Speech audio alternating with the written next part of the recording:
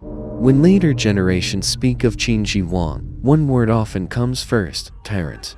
In popular memory, he burned books, built walls, drove the people into labor, and ruled by force. But the historical Qin Shi Huang was far more complicated than a single label allows. His personal name was Yingzheng, and he was born around 259 BCE. At the time of his birth, his father, later King Zhuangshang of Qin, was still being held in Zhao as a political hostage. His mother's connection to El Bui placed his early life inside a world of rumor, calculation, and court intrigue. His childhood was not the story of a destined emperor, but of a child born into the harsh logic of late warring states politics. Yingzheng became king of Qin at the age of 13, but the throne did not immediately give him real power. Before he assumed personal rule, Qin politics remained dominated by El Bui, and the crisis surrounding Laoya exposed just how dangerous the court had become. For the young king, the throne did not mean safety. It meant that survival itself would require ruthless political control.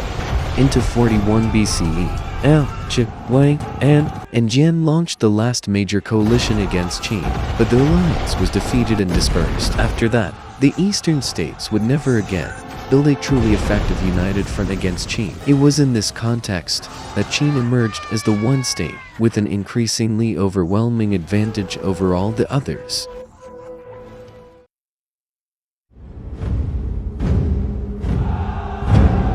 By then, Qin was already the strongest of the rival states. Its bureaucratic structure, military organization, and legalist style of governance gave it an advantage that few of its enemies could match. Between 230 and 221 BCE, Qin defeated the remaining rival states and brought the realm under a single rule. For the first time in Chinese history, a unified empire had been created by one dynasty. To later generations, unification can look like the end of the story, but for Qin Shi Huang, it was only the beginning of a harder task. Conquest did not automatically create order. A newly won empire, without common institutions, roads, writing, and laws, could easily fall apart again. So Qin Shi Huang launched an unprecedented program of centralization. He weakened the old feudal order, relocated powerful aristocratic families to Shenyang, and divided the empire into districts, governed by officials appointed from the center. He standardized laws, writing, weights, measures, and even the axle widths of carts, while also building roads, canals, and northern defensive fortifications. To him, unification was not a slogan. It had to be built into the daily mechanics of empire. And this is where his historical image begins to split in two. On one side, the imperial framework he built: central bureaucracy, standard law, standardized administration shaped Chinese dynasties for the next 2 millennia. On the other, that system came with heavy labor demands, intense coercion, and a growing suppression of dissent. The price of unity was paid by the empire and by ordinary people.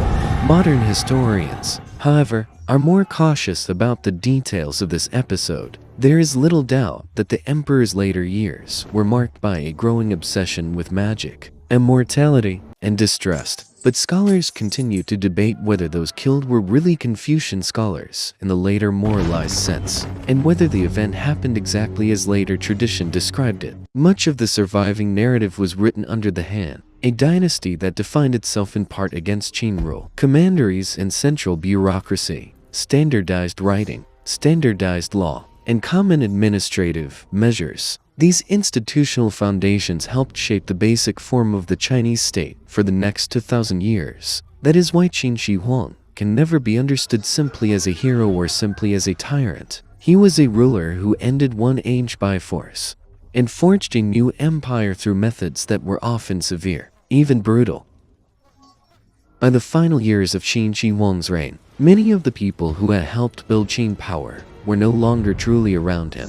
El Bui, once deeply involved in the political structure of the Qin court, had long since been exiled and died in 35 BCE, and commanders such as Meng Tie, though still powerful, were stationed far from the capital on the northern frontier. On the surface, imperial authority was more concentrated than ever, but at the center of power, old ministers were gone, veteran figures were absent, and fewer people remained who could genuinely share the burden of empire. Another defining feature of Qin Shi Huang's later reign was his obsession with immortality. After unification, he traveled across the empire, performed sacrifices, and repeatedly summoned magicians and alchemists in search of an elixir of life. On the surface, this can be read as a ruler's refusal to die. Politically, it may also reveal a deeper fear, not simply of death itself, but of what would happen to the empire once he was gone. In the end, the Qin dynasty collapsed only a few years after his death. It is one of history's great ironies. The man who ended division could not secure the durability of his own succession. And yet another irony remains. Though the dynasty was short-lived, the institutional framework it created did not die with it. If we look only at repression, he was undeniably harsh. If we look only at state building, his achievement was unprecedented. The real historical question is not which one to choose. It is how to understand why a unifier ruled with such severity, and why an empire built with such force could still unravel so quickly. Qin Shi Huang left behind more than the terracotta army, the Great Wall, and the reputation of tyranny. He also left one of the most enduring questions in Chinese history. How should order and freedom, unity and coercion, state power and human cost be balanced? That is why, even today, he remains one of the most powerful and most contested figures in the history of China. 本音频由魔音工坊 AI 生成。